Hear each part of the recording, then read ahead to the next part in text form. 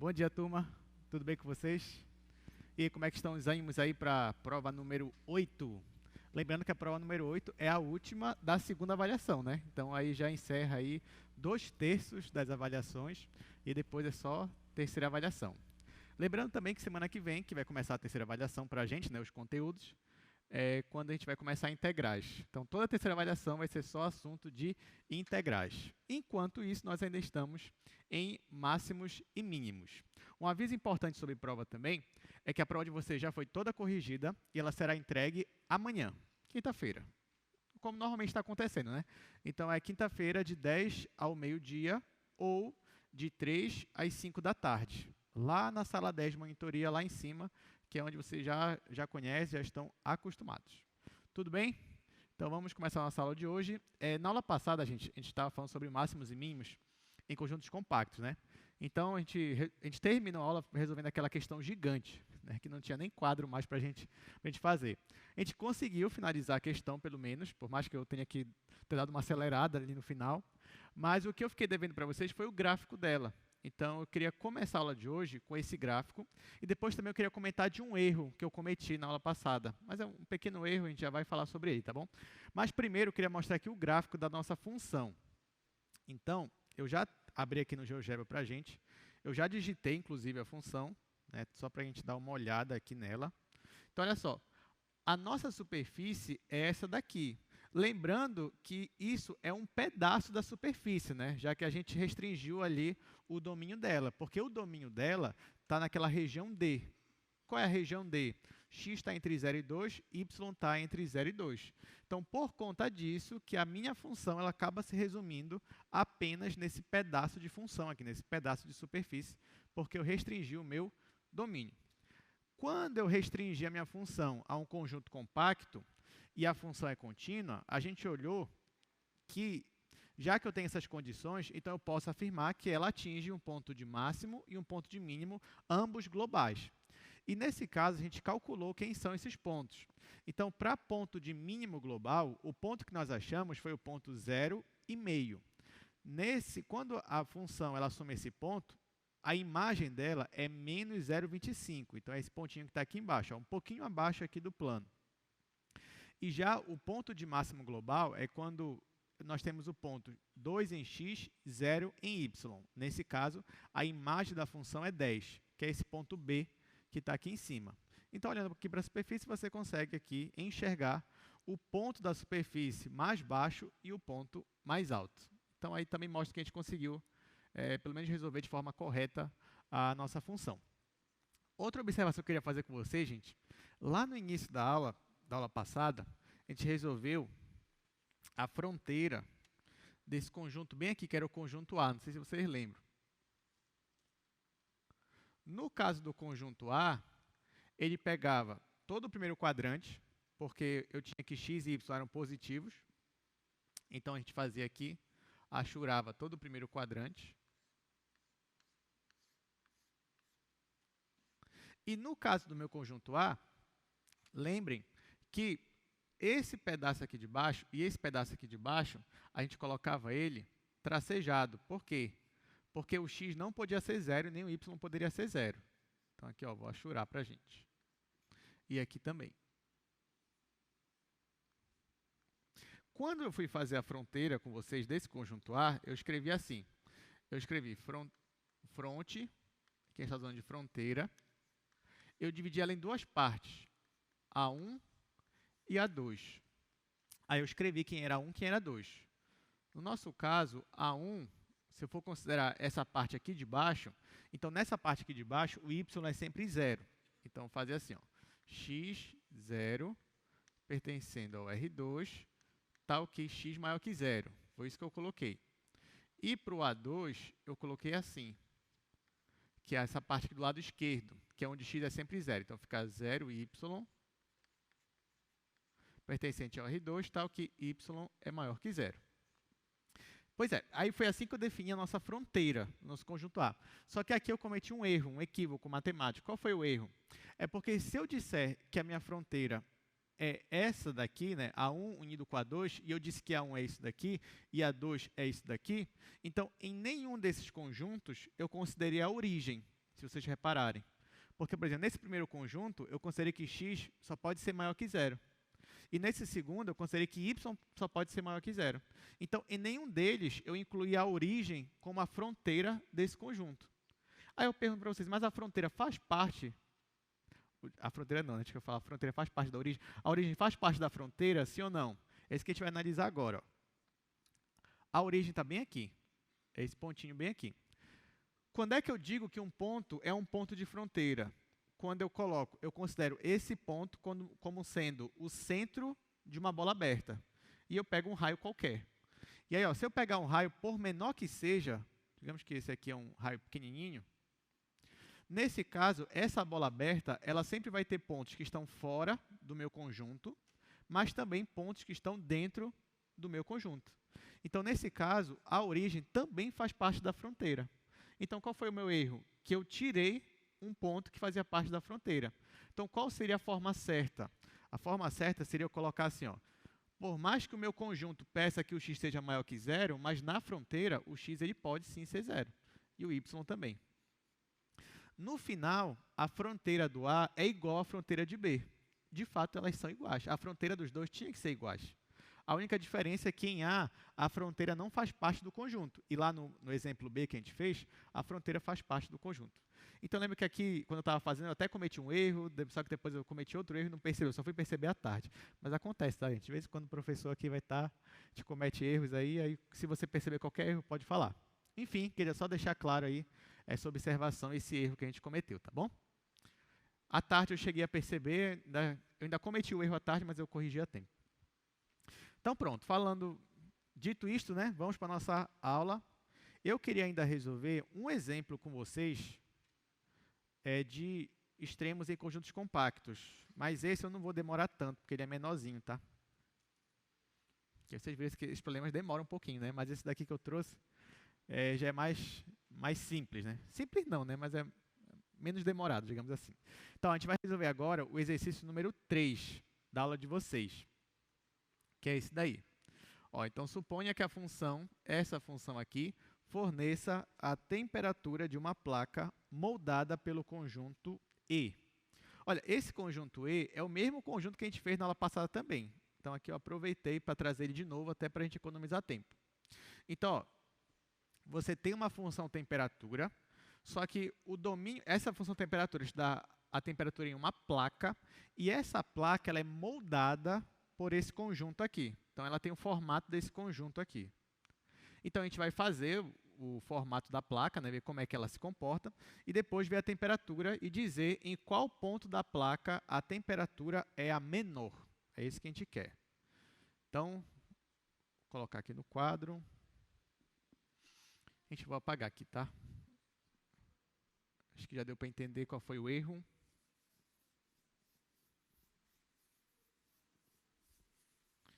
Agora vamos para o nosso exercício. Exercício 3, a função temperatura é essa daqui.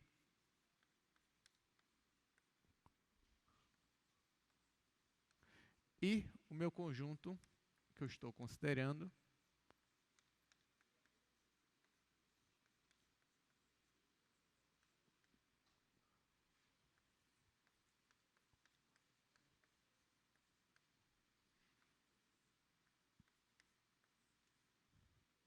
está aqui. Então, aqui nós temos todas as informações, lembrando que ele quer o ponto da placa onde a temperatura é a menor de todos. O que a gente vai fazer aqui?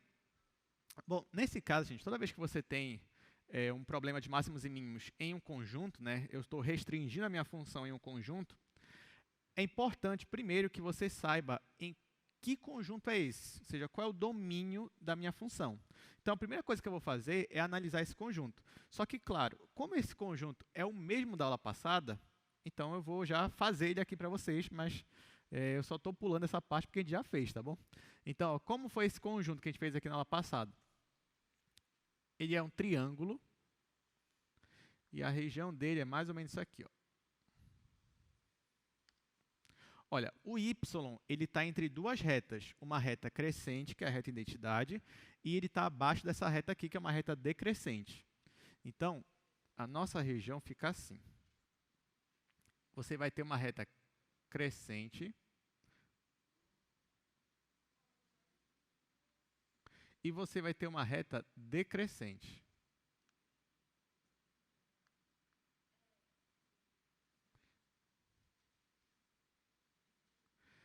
É claro que essas retas, elas continuam, né? Tanto para baixo aqui, quanto para cima. Só que eu fiz questão de destacar só a nossa região. E como o x é maior ou igual que zero, acaba que eu tenho essa restrição bem aqui também. E aí nós formamos aqui um triângulo. Então, essa daqui é a minha região E. No caso, essa aqui é a nossa placa. Esse aqui é o formato da nossa placa, tá bom? E a temperatura que eu estou medindo bem aqui. Então, esse conjunto aqui, a primeira coisa que eu pergunto para vocês, ele é um conjunto limitado? O que vocês acham? É limitado, né? Lembrando, se você pegar aqui uma bola aberta com um raio grande o suficiente, ele vai estar dentro da bola aberta. Então, ele é limitado. É fechado? O que vocês acham? Sim, nesse caso é fechado também. Se você fosse fazer o complementar disso daqui, ia ser um conjunto aberto, então esse daqui é fechado. Então, esse conjunto aqui é um conjunto compacto, já que ele é limitado e é fechado.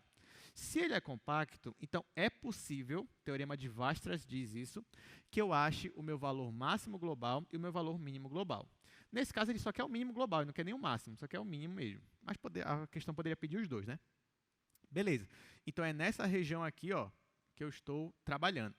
Lembrando que aqui, a gente viu na aula passada, mas bem aqui vale 8 e bem aqui vale 4. Eu posso dividir, já que é um triângulo, eu posso dividir a fronteira desse conjunto em 3 partes, que nem nós já fizemos. Onde eu vou chamar, sei lá, esse daqui de, vou chamar para cá, esse aqui de E1, esse aqui de E2 e esse daqui de E3. Por que me interessa a fronteira desse conjunto? Porque na hora que eu for calcular o máximo e o mínimo, eu tenho que considerar não só o interior do meu conjunto, mas também a fronteira, que nem no cálculo 1. Então, a gente vai seguir agora aqueles passos, né, que a gente já está acostumado. Só que antes disso, deixa eu logo fazer a fronteira. Né? Quem seria a fronteira desse conjunto? E aqui, eu já vou colocar a resposta também, tá, gente? Então, ó, quem seria a fronteira desse conjunto? A fronteira do meu conjunto é, a gente divide ela em 3 partes. E1, E2, E3. Sendo que E1, olha, o E1 é esse aqui embaixo. O que acontece aqui embaixo? O x e o y estão variando. Só que o y aqui nessa reta é igual a x. Então, eu vou escrever assim, esse conjunto. Vou escrever como sendo os pontos xx, já que y é igual a x, pertencentes ao R2, tá aqui, e o x está variando entre 0 e 4. Vou colocar aqui, x entre 0 e 4. Agora, é 2. No caso do E2, que é esse lado esquerdo aqui, o x é sempre 0. E o y está variando de 0 até 8. Então, venho aqui e escrevo. Que são os pontos. Já que o x é sempre 0, então eu escrevo 0, y. E o y, como eu já falei, está variando entre 0 e 8. E, por último, esse aqui de cima, x e y estão variando. Só que y está variando aqui conforme a função 8 menos x. Ou seja, y é igual a 8 menos x. Então, eu vou escrever assim. É 3, como sendo x é x, só que y é 8 menos x. Isso pertencendo ao R2. E o x, de novo, está entre 0 e 4. X aqui.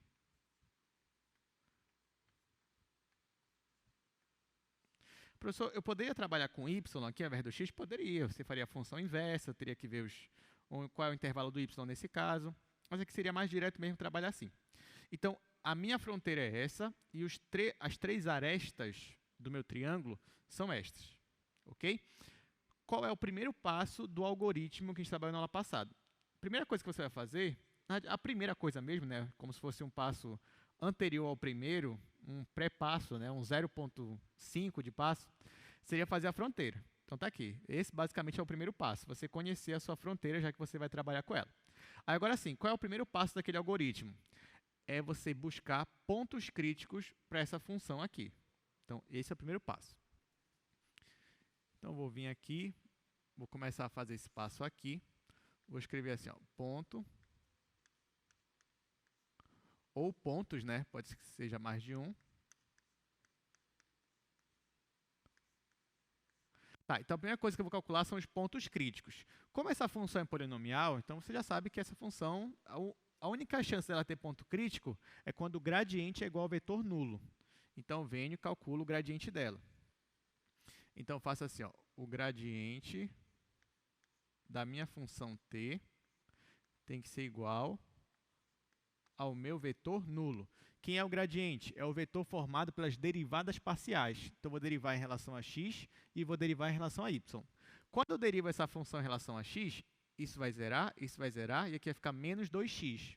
Quando eu zero em relação a y, vai ficar menos 2y, e esses dois que vão zerar. Então, o meu vetor gradiente vai ficar menos 2x menos 2y, igual ao vetor 0, 0. Gente, aqui, ó, essa primeira coordenada tem que ser igual a essa. Então, menos 2x tem que ser igual a 0. Para menos 2x ser igual a 0, o x tem que ser quanto? Tem que ser 0, só tem essa possibilidade. A mesma coisa aqui. Para menos 2y ser igual a 0, só tem uma possibilidade, y ser 0. Acabou. Então, só tenho um ponto crítico, que é quando x é 0 e y é 0 também. Então, venho aqui e escrevo, para eu resolver esse sistema, que é bem direto, eu tenho que x tem que ser 0 e o y também tem que ser 0. Então, eu achei um único ponto crítico. Agora que eu achei esse ponto crítico, eu vou calcular o valor da minha função nesse ponto crítico. Qual função? A minha função temperatura. Então, essa daqui. Então, eu vou calcular o valor dela no ponto crítico 0, 0.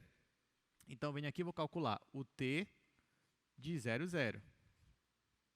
Só que o t de 0, 0 é fácil, né? Porque ó, quando x é 0 e y é 0, só que vai zerar, vai ficar só o número 4. Então, venho aqui e escrevo 4. Então, pronto. Calculei o ponto crítico, achei um ponto crítico e já calculei o valor da função nesse ponto crítico. Vou para o próximo passo. Agora que eu já olhei no ponto crítico... Ah, desculpa, gente, eu esqueci um detalhe importante, tá? Nesse caso aqui, antes de eu calcular o valor da função, é importante eu analisar se o meu ponto crítico está dentro da minha região. Está no meu conjunto, pelo menos, né? Então, ó, o ponto que eu achei foi o 0, 0. Aí eu venho aqui no conjunto. Esse ponto 0, 0, ele está onde? Ele está bem aqui. Esse pontinho, que é o 0, 0, está no conjunto E? Tá. Por mais que ele esteja na fronteira, mas ele está no conjunto. Então, tudo bem. Então, eu posso já calcular o valor dele. Caso eu achei dois pontos críticos, digamos assim. Aí, digamos que o primeiro foi esse e o segundo foi bem aqui, ó. Esse ponto está no conjunto? Não. Então, o que você ia fazer com esse ponto? Ignorar. Simplesmente, né? A vida é assim mesmo. Então, você ignora o ponto, fica só com os que estão dentro do conjunto. Aqui também, lembra que aquele algoritmo que eu te passei? Se você quiser, você pode até ignorar esse ponto aqui, porque ele está na fronteira. Então, você vai, de novo, achar ele quando você for calcular a fronteira. Mas se você quiser, calcula logo, né? Já está no conjunto, calcula logo esse ponto. E quando você se deparar com ele de novo, aí você ignora ele, tá? Então, pronto, esse ponto está dentro do conjunto, calculei o valor dele e deu 4.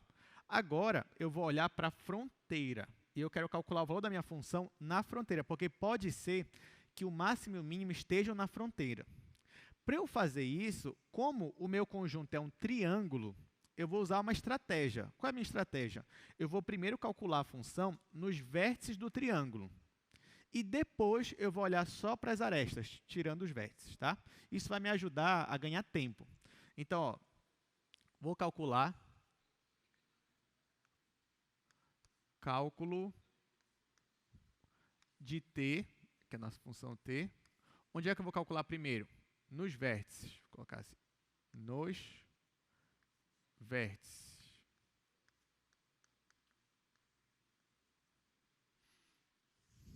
Tá, então, o passo que eu vou fazer agora, eu já estou olhando para a minha fronteira, só que primeiro eu vou começar pelos vértices dela. Como é um triângulo, eu tenho 3 vértices. Quem são os vértices do meu triângulo? Olha lá.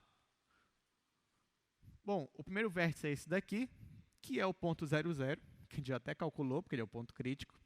Quem é o segundo vértice? Bem aqui, ó. Nesse ponto bem aqui, o x é 0 e o y é 8. E o terceiro vértice? O terceiro vértice está bem aqui. Nesse vértice aqui, o x vale 4. E o y vale quanto nesse vértice?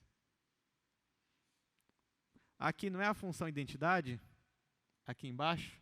Não é a função identidade? Então, se x é 4, quanto é o y aqui? 4. Ah, professor, mas eu estava olhando pela função de cima. Não tem problema. Aqui em cima não é 8 menos x? Se o x é 4, quanto é 8 menos 4? 4. Então, esse outro vértice aqui é o 4, 4. Até colocar aqui, ó. Esse vértice é o 4, 4. Esse vértice aqui em cima é o 0, 8. E aqui embaixo você já sabe que esse vértice é o 0, 0. Tá? Então, são 3 vértices. Vou calcular a minha função nos 3 vértices. E eu venho, ó, no 0, 0 eu já calculei. Poderia nem colocar aqui, mas vou colocar. Vou repetir. Isso aqui deu 4. Vou calcular agora no outro vértice, vou calcular no 4, 4. Vamos lá. Quando eu for calcular a temperatura no ponto 4, 4, é porque x é 4 e y é 4. A minha função é aquela, 4 menos x quadrado menos y quadrado. Então, vai ficar 4 menos 4 ao quadrado menos 4 ao quadrado. Aqui dá 16 e aqui dá 16. Então, vai ficar 4 menos 32, que dá menos 28. Então, esse valor aqui vai ficar menos 28. Pronto. Agora, eu vou calcular no último vértice, que é quando x é 0 e y é 8. X é 0 e y é 8. Então, como é que vai ficar a minha função? Vai ficar 4 menos x é 0. Então, vou ignorar. Então, vai ficar 8 ao quadrado aqui. 8 ao quadrado. 8 ao quadrado é 64. 4 menos 64, menos 60. Então, aqui vai ficar menos 60. Pronto. Segundo passo, concluído com sucesso. Está aqui, ó. Já calculei o valor da função no ponto crítico, já calculei nos vértices, agora eu vou para as arestas. Quando eu for para as arestas, eu vou poder ignorar as bordas dela, né? Já que as bordas das arestas são os vértices, e eu já calculei nos vértices. Então, vamos para as arestas agora.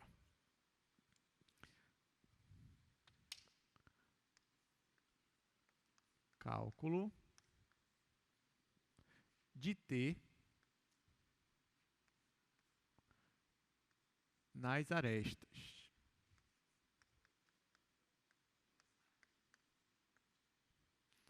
Então, vamos lá.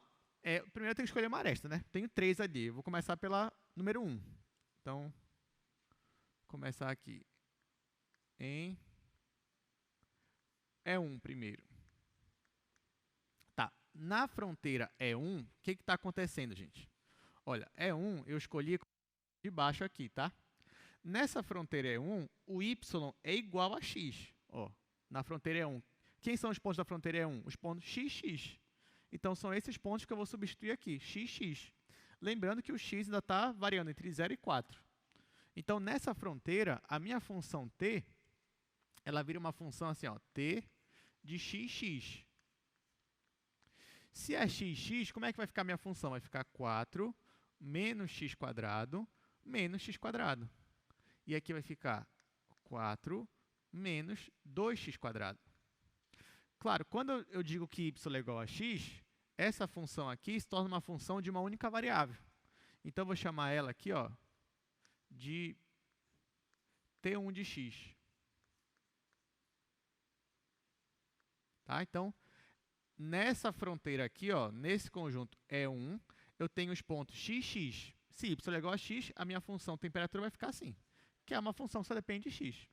E agora, gente, percebam, acho que eu não cheguei a comentar com vocês, que em cada aresta lá do seu polígono, nesse caso, você cai em um caso particular do cálculo 1. Porque, por exemplo, quando eu vou analisar essa aresta aqui, o que eu tenho? Eu tenho uma função de uma única variável. Só que essa função de uma variável, ela é contínua, essa que deu aqui, e x está entre 0 e 2. Ou seja, x está no intervalo compacto.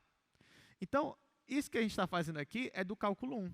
Ou seja, eu já sei que função contínua em intervalo compacto vai me dar o máximo e o mínimo, e eu quero calcular o máximo e o mínimo para essa função. É isso que eu estou fazendo. Então, aqui eu estou usando, praticamente, eu estou resolvendo 3 problemas de cálculo 1 em um problema de cálculo 2. Fora que tem outras coisas. Isso é só nessa parte aqui das arestas, né? Então, vamos lá. Digamos que eu estou no cálculo 1 agora. Eu tenho esta função aqui. o meu x ele está entre 0 e 2 apenas, e eu quero achar o máximo e o mínimo dela. O que você faz lá no cálculo 1? Você deriva igual a zero. Então, eu vou derivar isso aqui igual a zero.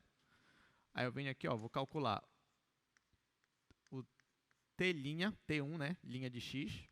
Quando você deriva isso aqui, aqui vai zerar, aqui vai ficar menos 4x. Então, vai ficar menos 4x. Essa aqui é a derivada, só que você vai igualar a derivada a zero. Quando você iguala a derivada a zero, você obtém x igual a zero nesse caso, né?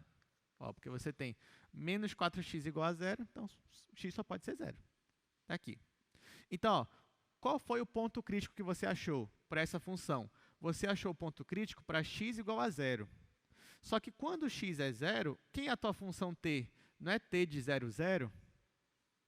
A gente já não calculou o t de 0, 0? Já. Então, eu só vou escrever aqui, t de 0, 0 já foi calculado. E passar para outra aresta. Então, aqui, ó. Vou escrever assim, t de 0, 0 já foi calculado. Professor, se eu não ia gastar menos tempo só colocando logo o valor dele aqui, não ia, mas aqui para ficar mais didático, né, a gente entender o que está acontecendo. Então, ó, x igual a 0, então ficou o ponto 0, 0. Só que esse aqui eu já calculei, está ali, ó, inclusive está ali 2 vezes, é 4. Então, pronto. Tá, aí só que aí você ia me dizer, professor, mas lá no cálculo 1, a gente tinha que calcular não só no ponto crítico, mas também nos extremos do meu intervalo. Tudo bem, mas quem são os extremos do intervalo? Não é x igual a 0 e x igual a 4? X não está entre 0 e 4? Pois é, se x for 0, eu tenho 0, 0, que já foi calculado. E se x for igual a 4, professor, eu vou ter t, 4, 4. T, 4, 4 não já calculei também? Já. Está bem aqui. Né? Mas por quê? Porque toda vez que você pega uma aresta, quem vai ser os extremos da aresta? Não vai ser os vértices? Então, por isso que eu já adiantei. Ó. Fazendo isso daqui, você já economiza tempo. Dá mais para a prova de vocês, né? Se cair uma dessa, você já sabe, aí tem um macete para você economizar tempo. Mas vocês estão achando difícil esse assunto? Esse aqui, ele é trabalhoso, mas não é difícil, né? Porque se você for ver aqui, os cálculos eles são mais básicos. Só tem que tomar cuidado para não se perder no meio do caminho, né? Sinceramente falando, gente, eu acho que a parte mais difícil dessa daqui, menos fácil, vamos dizer assim, é a parte da fronteira. Tá? É você entender quem é a sua região ali de integração, não. Estou pensando já no futuro. Quem é a sua região ali que você está considerando, né, do domínio, dizer quem é a fronteira dela. Né? Então, só essa parte que é menos fácil. Aí vocês vão dizer, só isso, né, professor? Só a primeira parte do problema, a primeira que vai definir todo o resto. Não, é realmente. É por isso que eu digo, foquem principalmente nessa parte da fronteira, tá bom? Tá, então já foi aqui, ó, já calculamos isso daqui. Agora faltam duas arestas, eu acho que eu vou passar para cá logo. Vamos para a segunda aresta, que nós estamos chamando de E2. Tá, em E2, o que acontece? Vamos analisar aqui, ó. Eu estou desse lado aqui, ó, do lado esquerdo, que está na vertical. O que acontece aqui? Aqui o x é sempre 0 e o y está variando entre 0 e 8. Então, eu vou jogar na minha função aqui esses pontos, 0 e y. E vai ficar assim.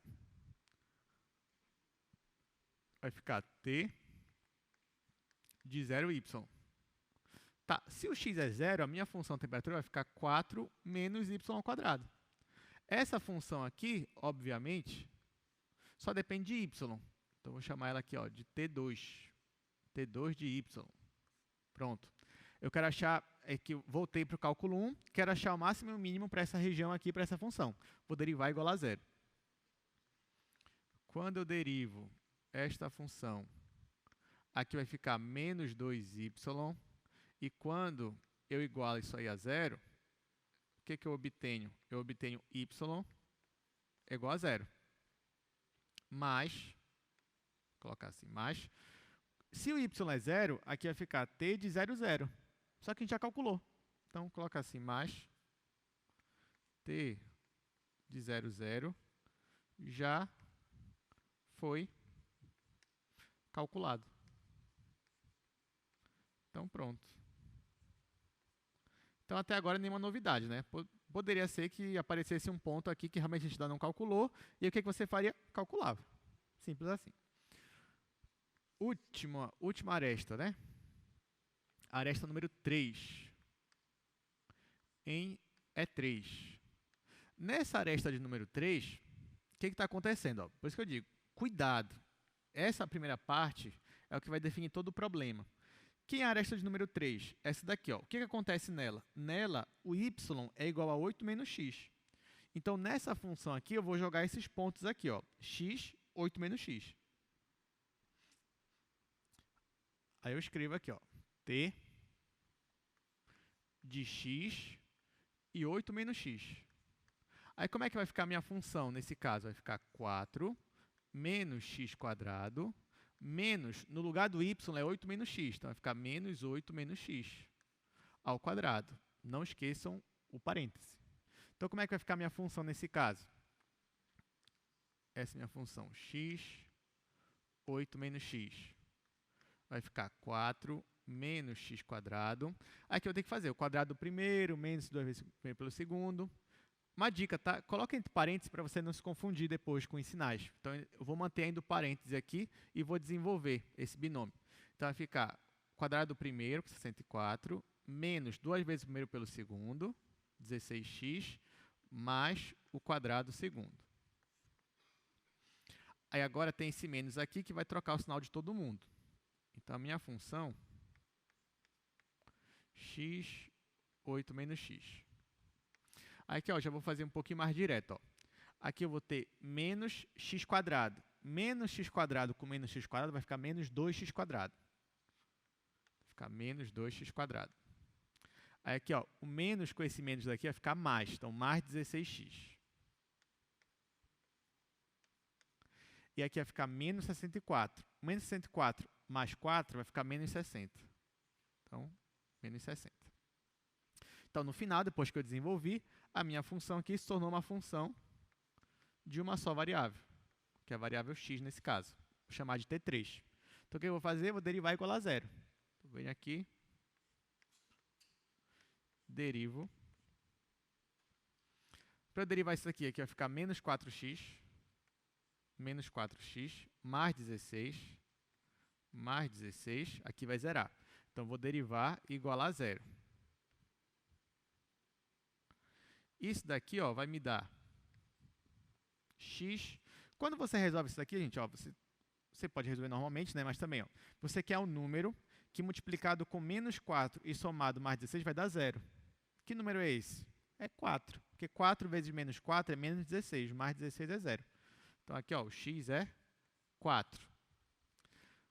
Esse deu meu ponto crítico. Beleza. Mas, quando o x é 4, quem é o meu ponto aqui? Ó? Se x for igual a 4, aqui vai ficar 4 e aqui vai ficar 8 menos 4. Vai ficar t de 4, 4. T 4, 4 já foi calculado? Já também, que é o vértice. Então, escrever assim, mais t 4, 4 já foi calculado. Ah, professor, terminou, né? Não, ainda tem mais um detalhe ainda, né? Tá, as arestas já terminou, agora só falta a última parte. Qual é a última parte que a gente tem que fazer, gente? Já calculei os pontos críticos, já calculei no ponto crítico, calculei nas arestas. O que está faltando agora? Comparar, né? Dizer quem é o maior e quem é o menor. Então, vou escrever aqui. Comparando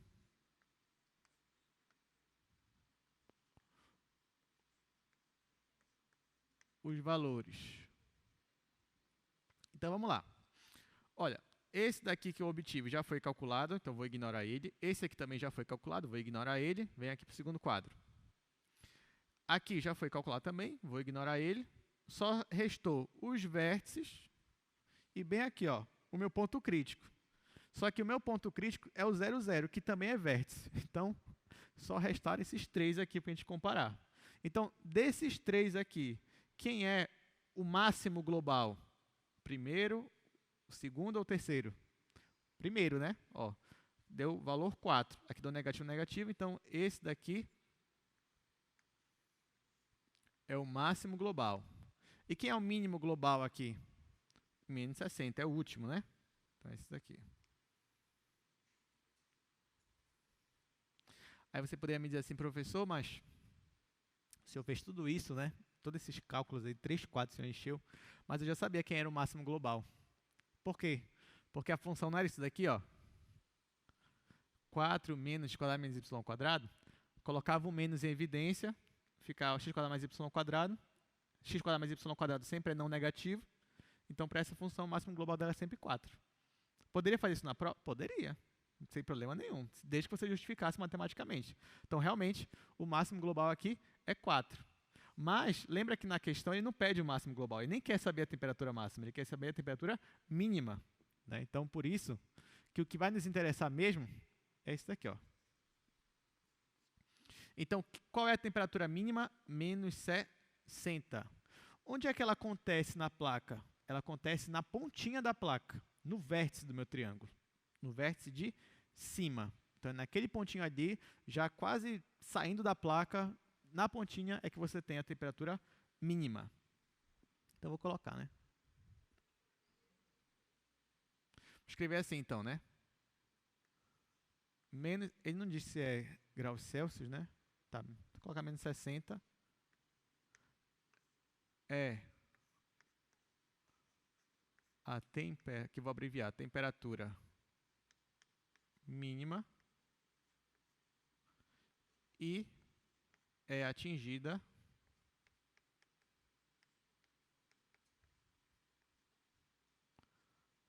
no ponto.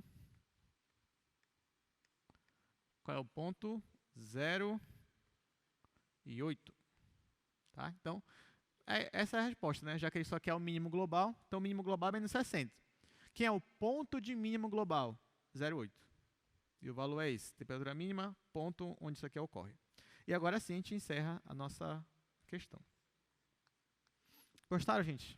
Interessante, né? Mais interessante ainda é ver o gráfico dela. Então, bora ver o gráfico dela aqui rapidinho. Vou mudar aqui para o GeoGebra. Aqui. Deixa eu apagar isso aqui que a gente já tinha feito. Vamos lá, como é a nossa função? Nossa função é função t de xy, que é igual a 4 menos x ao quadrado menos y ao quadrado. Então, olha só, a nossa função é essa daqui, ó, que está aparecendo para vocês, de laranja, superfície laranja. Só que ela é toda essa superfície aqui, gente? Ela é toda essa superfície? Não, né? Por quê? Porque o nosso domínio está restrito a quê? Aquele conjunto lá. Então, como é que você coloca isso aqui no GeoGebra? Você pode fazer assim, ó. Coloca no final aqui uma vírgula e coloca a restrição, nesse caso, 0 menor ou igual que x, menor ou igual que y, menor ou igual que 8 menos x. Pronto. Aplicando a restrição, olha como ficou a minha superfície. Ficou um pedacinho dela, porque para aquela região do domínio, a minha função é isso daqui só. Tá, e onde é que eu tenho a temperatura máxima, né? Por mais que ele não pediu, a temperatura máxima a gente achou que é no 0, 0. E tá aqui, ó, a temperatura máxima é aqui em A.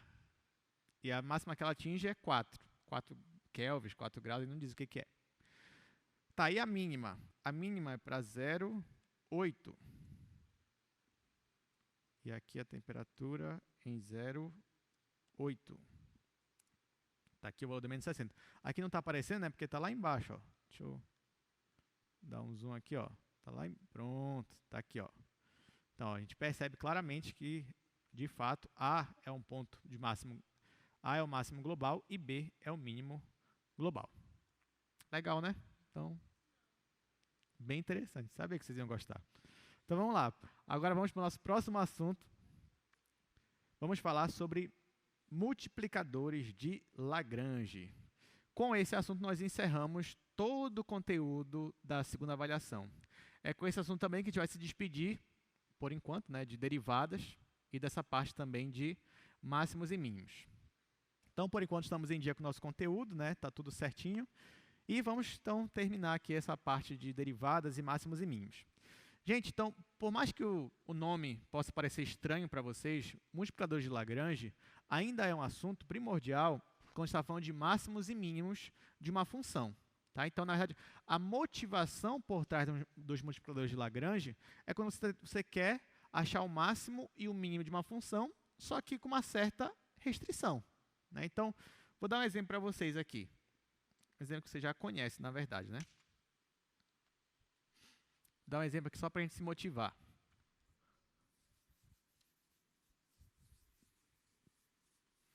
Então, ó, por mais que o nome seja um pouquinho diferente, né, mas nós não estamos ainda saindo de máximos e mínimos. Só que agora a gente está trabalhando máximos e mínimos com vínculos.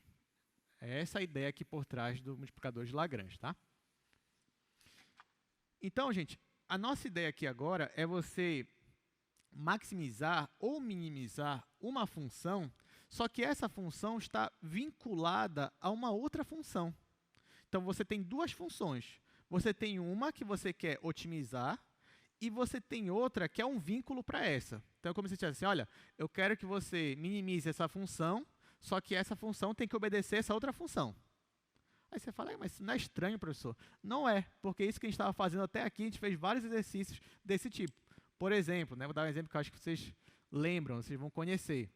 Pensa na soma de 3 números e o produto deles. Né? Então, vamos lá.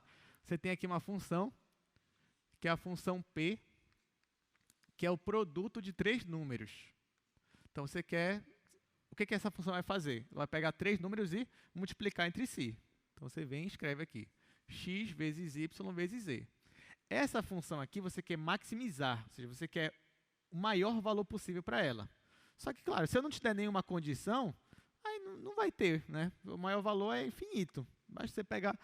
Sempre que você pensar no número, vai ter um número maior para você multiplicar aqui. Então, eu tenho que te dar uma condição. Eu tenho que te dar um vínculo para essa função aqui. Qual é o vínculo? Qual é a restrição? Eu falo, olha, eu quero que você otimize essa função aqui, quero que você ache o valor máximo para ela, só que tem uma condição. Qual é a condição? A soma dos números x mais y mais z tem que ser igual a 60. Né? Ou 90, né? Acho que vocês lembram muito bem disso daqui. Então, na verdade, gente, o que você estava fazendo era trabalhando com máximos e mínimos com vínculos. Por quê? Você quer otimizar qual função? Essa daqui. Mas ela está vinculada a uma outra função. Se você olhar para cá, ó, eu posso dizer que x mais y mais z não é uma outra função diferente dessa daqui? É, né? Então, eu posso chamar ela de função g, por exemplo. G de x, que depende de x, y e z também. Então, olha só. Olha como você está trabalhando com duas funções diferentes. Só que a que você quer otimizar é a de cima. Só que qual é o vínculo dela? O vínculo dela é com essa função de baixo. Ou seja, você quer otimizar isso daqui, porém, você quer que esses números obedeçam essa equação aqui. Ou seja, essa função g tem que assumir um valor específico aqui, que é igual a 60. Tá? Entenderam até aqui? Então, você vai dizer para mim, professor, mas então eu já sei fazer. Não, realmente, você já sabe fazer. Né? O que você faria aqui? Isolava o z, substituía aqui e trabalhava em cima disso. Só que agora, gente, multiplicador de Lagrange, vocês vão perceber que ela é uma solução muito mais elegante para a gente. Né? Uma solução mais bonita. Então, o que o Lagrange desenvolveu com esse método serve justamente para facilitar a nossa vida. Vocês vão perceber que agora o caminho vai ser mais curto para resolver problemas desse tipo aqui. Claro que Lagrange, ele resolveu não só isso, né, mas ele tem grandes contribuições dele para a matemática. E a matemática eu digo como um todo, tá? Tá, então vamos lá. Vocês já entenderam a nossa motivação. Quero otimizar uma função, só que essa função está vinculada a uma outra função, que eu chamei de função g. Qual é o vínculo? Olha só, se você reparar, a minha função P aqui, que é a minha função produto, ela não está igualada a nada. Ela é uma função aqui qualquer, x, y, z. E eu quero achar o valor máximo dela. Então, ela está variando o valor dela. Está variando e eu quero achar ou o valor máximo ou o valor mínimo, dependendo do meu problema. Essa função aqui de baixo, que é a função que vai me dar o vínculo, ela não está. O valor dela não está variando. Não está. O x, y e z podem até variar, mas a imagem dela não pode variar. Por quê? Eu prendi a imagem dela. A imagem dela tem que ser igual a quanto? 60. Então, ó, a imagem de cima não está presa. A de baixo está. Isso é importante. Gente, então eu posso dizer que a minha segunda função, que é a minha função para esse vínculo, ela é uma função que é igual a uma constante, que nem essa daqui, a constante é 60, certo? Então, ó, você quer otimizar uma função f, você quer otimizar uma função f, que depende de x, y e z, ou só x, y, tanto faz, só que essa função está vinculada a uma outra função g. Essa função g, ela é igual a uma constante k, tá? Igual a uma constante k. Aí eu pergunto para vocês, teve uma aula, faz um tempinho, mas acho que vocês vão lembrar, que a gente pegava uma função de 3 variáveis, de 2 variáveis, e igualava uma constante. Geometricamente, se você pega uma função depende de 2 variáveis, ou 3, iguala a uma constante, o que você está obtendo com isso, quando você iguala a uma constante? Vocês lembram? Você está obtendo curvas de nível. Claro, se for de 2 variáveis, é uma curva de nível. Se for de 3 variáveis, é uma superfície de nível. Tá? Então, isso daqui, gente, que eu estou fazendo, ó, esse vínculo nada mais é do que uma curva de nível, ou superfície de nível, mas quando a gente for trabalhar vai ser com curva mesmo. Então, isso aqui é uma curva de nível. Né? Para eu não ficar falando errado, deixa eu colocar só 2 variáveis mesmo.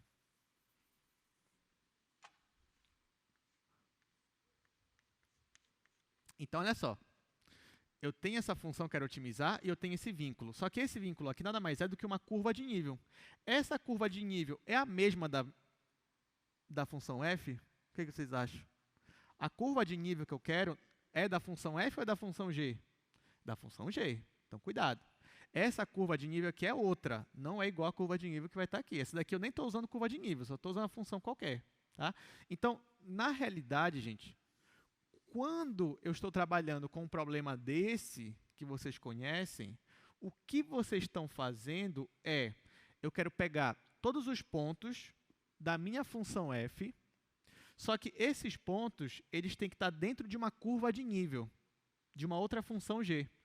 E para esses pontos que estão dentro de uma curva de nível de uma função g, eu olho a imagem da função f e eu acho quem é o máximo ou quem é o mínimo da minha função. Eu vou mostrar um desenho para vocês, para a gente melhorar aqui o entendimento. Mas é basicamente isso daqui. Ó. Então, primeiro, isso aqui que está escrito é que eu já comentei. Vamos aqui para o slide rapidamente. Então, olha só.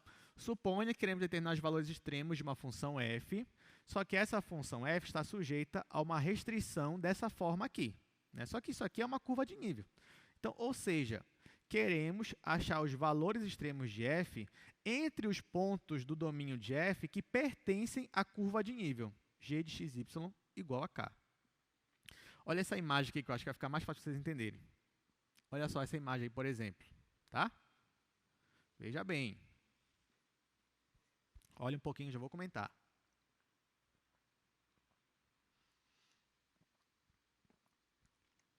Veja bem, não vamos se confundir. Por enquanto, ignore essas linhas aqui, tá? Essa linha aqui de baixo. Olha só para a minha superfície toda que está aqui. Essa superfície toda é o gráfico de uma função, correto? O gráfico vai me dar uma superfície. Só que essa superfície, ela aparece quando eu estou considerando qual domínio? Todo o R2. Então, se eu considero todo o meu R2 aqui, ó, todo o plano XY, quem vai aparecer como gráfico? Vai aparecer a minha superfície. Agora, digamos que eu vou restringir o meu domínio. O meu domínio agora olha aqui para baixo, ó, olha aqui para o chão. O meu domínio já não é mais o chão inteiro. É só essa linha aqui, ó, essa linha que está aqui embaixo. Para essa linha que está aqui embaixo, eu vou pegar os valores da minha função para essa linha. Então, eu pego esse pontinho aqui, por exemplo, e olha, qual é a imagem da minha função para esse ponto? É esse pontinho bem aqui. E para cá, qual é a imagem da função? É esse ponto bem aqui em cima. Então, se eu vou restringir todo o meu R2 apenas a uma curva aqui embaixo, a minha superfície vai virar só uma curva também, só que aqui em cima, ó, uma curva no espaço. Agora, pega essa curva no espaço e eu tenho condições de achar o meu máximo e o meu mínimo dela. Visualmente falando, onde é que acontece o mínimo? Bem aqui, ó, é o mínimo da minha função, bem aqui nessa parte. E onde é que acontece o máximo? Bem aqui. Bem aqui acontece o máximo da minha função. Estão entendendo? É importante falar que essa curva aqui embaixo é uma curva de nível, mas não é a curva de nível da minha superfície, tá, gente? Não é. É outra curva de nível. Por isso que eu digo, não se confundam. Porque, claro, se eu pegar uma curva de nível da minha função f, quando eu vou olhar aqui em cima, tem que estar o quê? Todo mundo na mesma imagem, né?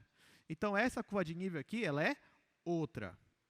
Agora, o que eu vou fazer com vocês, para a gente compreender ainda mais o nosso problema, nossa motivação? Eu vou ignorar a superfície aqui e eu vou olhar só aqui para o domínio, só para o plano XY. Nesse plano, vai ter não só a minha curva de nível da função g, mas eu também vou plotar a curva de nível da minha função f. Então, vai ficar algo mais ou menos assim, ó. Ok? Então, ó, essas curvas aqui, que são curvas rosas, são as curvas de nível da minha função f. Está aqui, ó, função f. Então, aqui o valor de f é 11, aqui o valor de f é 10, aqui o valor de f é 9, aqui o valor de f é 8 e aqui o valor de f é 7. E qual é essa curva aqui que está de azul? É a curva de nível da minha função g, ou seja, é o meu vínculo, aquilo que eu estou trabalhando. Aí, o que eu quero achar aqui, gente? Gente, eu quero achar em qual ponto dessa curva azul eu vou obter o valor máximo da minha função f. Essa que é a minha pergunta. Então, por exemplo, é esse pontinho bem aqui, ó, que eu estou colocando aqui para vocês? É nesse ponto aqui que eu vou ter o valor máximo da função f? O que vocês acham? Não. Porque qual é o valor da função f nesse pontinho bem aqui? É 7. Então, não é esse ponto. É esse ponto bem aqui, ó, que eu estou colocando agora a mãozinha? Não. Porque qual é esse ponto aqui? É o ponto 8. Nesse ponto aqui, f igual a 8, então não é esse. Tá, então eu quero achar qual é o ponto aqui da minha curva azul onde eu vou obter o valor máximo para a função f. Seria esse ponto, ó, bem aqui. Por quê? Nesse pontinho bem aqui, qual é o valor da minha função f? É 10. Aí você vai dizer, não, professor, mas o valor máximo da f não é 11? Tudo bem, mas eu te pergunto, a curva azul aqui, ela chega nesse ponto aqui, nessa curva de nível 11? Não, não chega. Então, nesse caso, qual é o valor máximo que a minha função f consegue atingir? Se eu restringir o meu domínio apenas à minha curva azul, o valor máximo que ela atinge é 10. Estão entendendo? É isso que está acontecendo. E quem é o meu ponto de máximo quando eu restringo a esse vínculo aqui? É esse pontinho bem aqui. Esse pontinho aqui, ó, que está destacado aqui, é o pontinho azul. Ok? Tá. Entenderam isso aqui direitinho? Beleza. Então, agora vem a mágica aqui, tá? Eu vou fazer aqui no quadro 2 logo. Vamos entender o que está acontecendo. Claro que o que eu vou fazer aqui agora, gente, que é o método de Lagrange, eu não vou fazer a demonstração formal dele, tá? Tem no livro de vocês podem ver, mas eu vou fazer como se fosse uma demonstração informal, uma demonstração assim bem light, digamos assim, nem demonstração é, basicamente. Mas só para a gente entender, pelo menos, né? E acaba que a gente entende também a demonstração. Então, vamos lá. Ó, então, vamos olhar só para o domínio da minha função, uma função de duas variáveis, está no R2. Então, você tem aqui o plano XY. Aí, que nem eu mostrei para vocês na imagem, eu vou fazer aqui curvas de nível da minha função f. Tá, digamos que eu tenho curvas de nível assim. E continua. Tá? Aí, digamos aqui a curva de nível é para f igual a 11, que nem estava lá. Aqui 10, aqui 9, aqui 8 e assim por diante. Então, essas curvas de nível aqui que estão em amarelo são da minha função f, aquela função que eu quero otimizar. Agora, eu vou fazer aqui uma curva de nível que é do meu vínculo, da minha função g. Vou fazer de azul. Então, ó, a minha função g é essa curva bem aqui, a minha curva de nível da função g, né? Uma coisa mais ou menos assim. Tá? Que nem estava na imagem. Então, isso daqui, ó, é para a minha função g. Função g de xy igual a um valor k. E essa aqui é para a minha função f. 11, 10, 9, 8. Então, o ponto de máximo, como a gente discutiu ainda agora na imagem, seria esse ponto bem aqui. Por quê? Porque nesse ponto aqui, dentre os pontos que estão na minha linha azul, é o ponto onde eu vou atingir o maior valor da minha função f. Vocês concordaram comigo, né? Beleza. Ah, professor, por que não é esse pontinho bem aqui? Porque nesse ponto a função f vale 9. Ah, professor, por que não é esse ponto bem aqui? Porque nesse ponto aqui a função f vale entre 9 e 10, mas menor que 10. Tá? Então é esse ponto aqui. Agora, vocês concordam comigo, gente, que toda vez, assim, geometricamente falando, o que aconteceu aqui para que, de fato, esse ponto aqui fosse um ponto de máximo, ou de mínimo também, poderia ser de mínimo nesse caso. O que aconteceu? Note que nesse caso aqui, ó, essa curva azul e essa curva amarela, elas só se tocaram uma vez. Outra, a curva azul, ela não cortou a curva amarela. Né? Ela não cortou assim. O que ela fez foi tangenciar a curva amarela. Foi isso que ela fez. É como se ela bateu e voltou.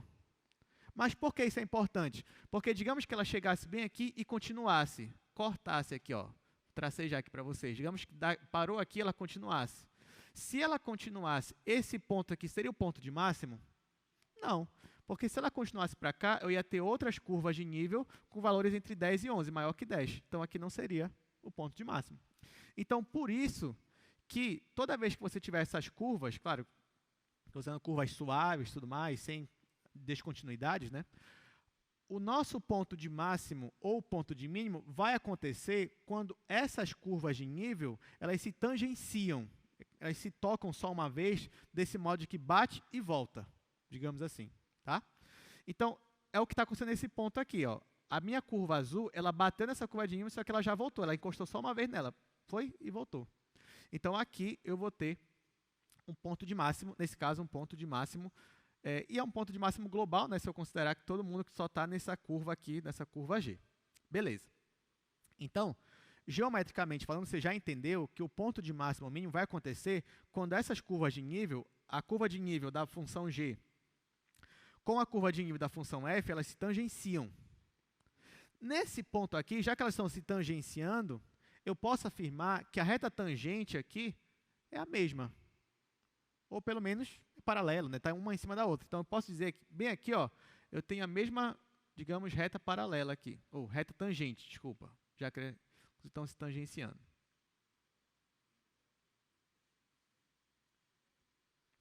Gente, outra coisa interessante que acontece nesse ponto, ó, além da reta tangente, digamos, ser a mesma para as duas curvas, existe também uma afirmação que a gente pode fazer sobre o vetor gradiente. Vocês lembram do vetor gradiente? Lembra, né? A gente viu ele ainda agorinha. Qual é a interpretação geométrica do vetor gradiente? Ele aponta para a direção de maior crescimento. Mas tem uma propriedade dele também que é muito importante. O vetor gradiente, ele é sempre perpendicular a uma curva de nível, ou a reta tangente que está ali.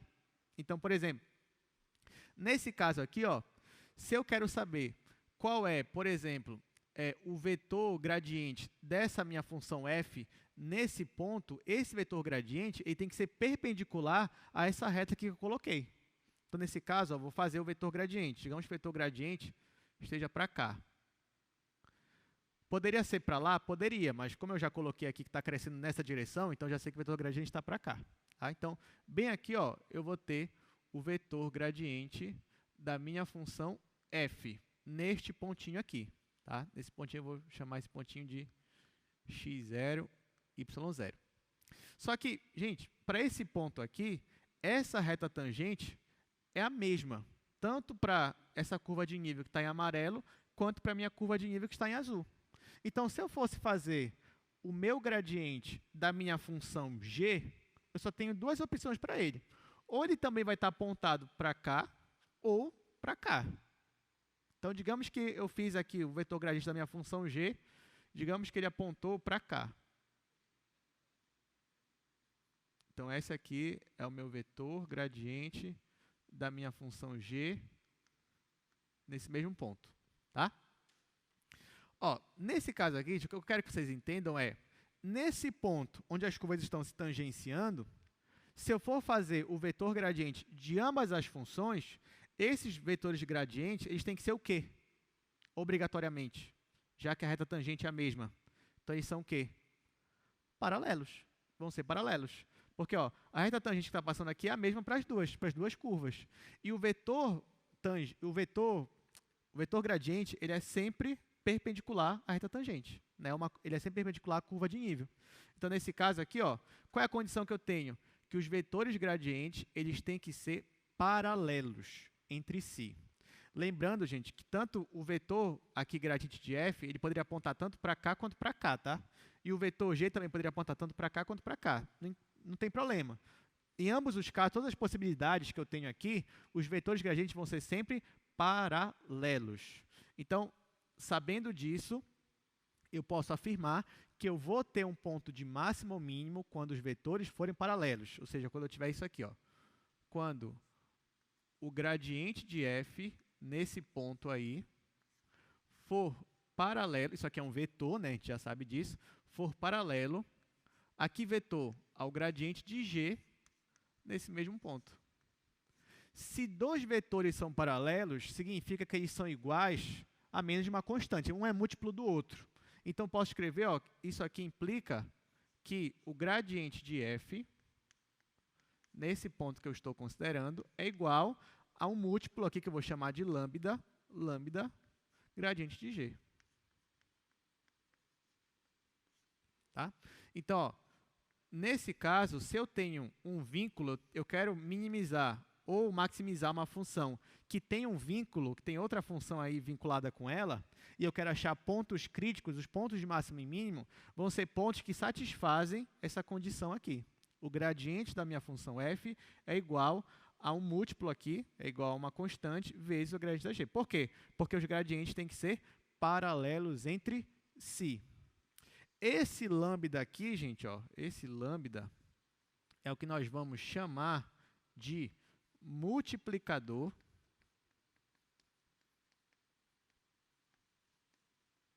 de Lagrange.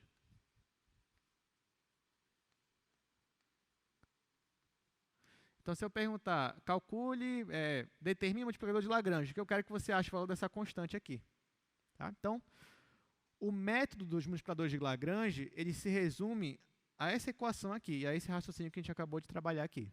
Tá? Então, isso é a interpretação geométrica do nosso problema, do nosso método. Na prática, o que a gente vai fazer é resolver sistemas. Resolver um sistema, e vai aparecer umas coisas aqui bem legais para a gente resolver. Tá bom? Mas, ainda assim, vai ser um caminho mais curto do que aquele que a gente vinha fazendo. Então, pronto. Como eu falei, né, essa demonstração não é demonstração, digamos, formal, nada disso, mas você pode olhar no seu livro também como é que demonstra esse método. Então, vamos lá. Então, está aqui, ó, só um resumo do que a gente já fez. Então, pela figura, observamos que o extremo é atingido quando as curvas de nível se tocam, isto é, quando as curvas têm uma reta tangente comum. Logo, os vetores gradientes são paralelos para algum escalar lambda. Então, eu tenho isso daqui, que é o que a gente já fez, e lambda é o que nós chamamos de multiplicador de Lagrange. Muito bem. Então, ó, método dos multiplicadores de Lagrange para achar máximos e mínimos de funções com vínculos. Então, se você quer determinar os extremos de uma função f, sujeitos a uma restrição, o que você faz? Em primeiro lugar, determinamos todos os valores de x, y e lambda, tais que isso aqui acontece, né? Ou seja, os gradientes são paralelos e eu tenho a minha restrição aqui, que é a minha curva de nível. Esse primeiro passo vai formar um sistema para a gente. E aí você vai ter que resolver o sistema para achar o valor de x, y e lambda. Se tiver z, então vai ser um sistema com 4 incógnitas.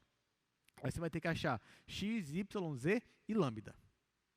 Segundo passo, depois que você achar x, y, z, né, principalmente, você vai encontrar pontos, né? Esses pontos, você vai calcular o valor da função nesses pontos. E último passo, o maior valor que você encontrar é o máximo da função. O menor valor que você encontrar é o mínimo da função. Nesse caso, vão ser globais, mas globais porque você está restringindo ali aquela região, aquela função g. Entenderam? Gostaram do método? Vão gostar mais agora ainda quando a gente resolver os problemas, né? Vocês vão gostar mais. Então, vamos lá, exercício número 1. Determine os valores extremos da função f nesta circunferência. Então, vamos lá.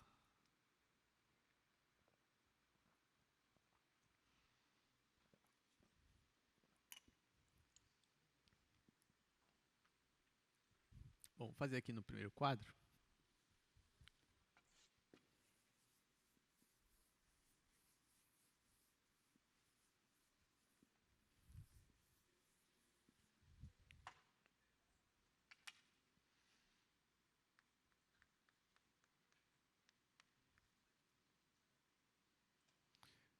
Deixa eu colocar aqui a função f de xy é igual a x ao quadrado mais 2y ao quadrado, que a minha restrição é essa daqui, ó, x ao quadrado mais y ao quadrado é igual a 1.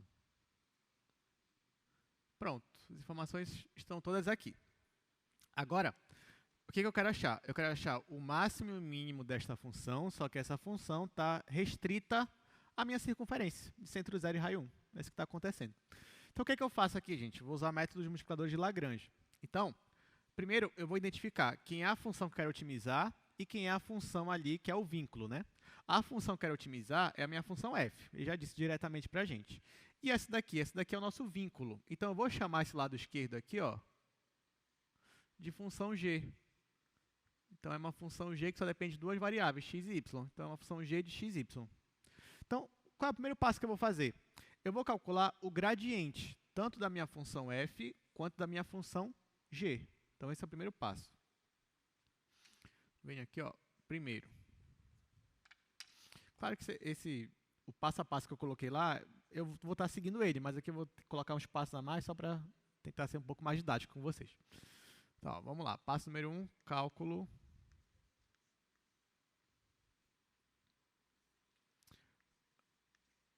dos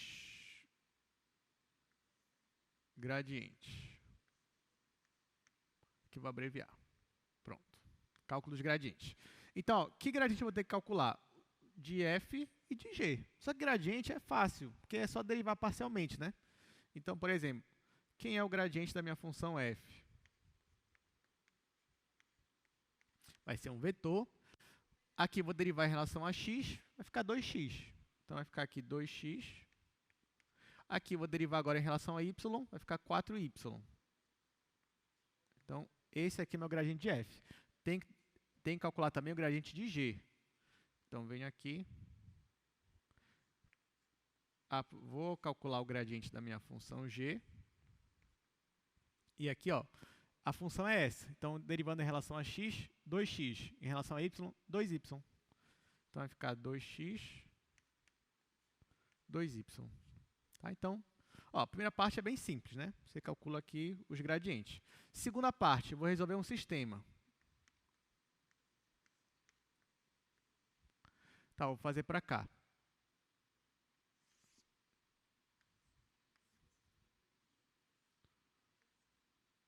Vou colocar assim, sistema, só para abreviar logo.